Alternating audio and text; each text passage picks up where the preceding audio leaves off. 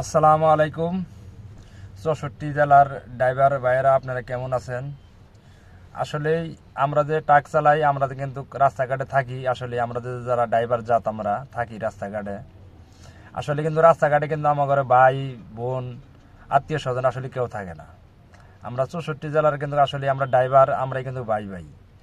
আসলে আমি আমার ঘরে যে একটা সংগঠন আছে, এই সংগঠন থেকে আসলে যে নিয়ম নীতি চালু হয়েছে, এই নিয়ম অনুযায়ী আমরা চলবো ইনশাল্লাহ।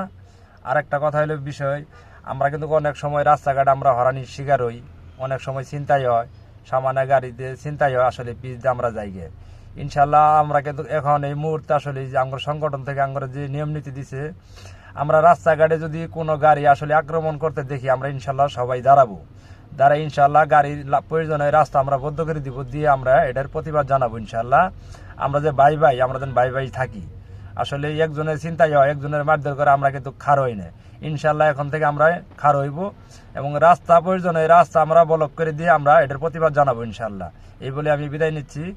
আসসালামু আলাইকুম রহমতুল্লাহ বারকাতুহু।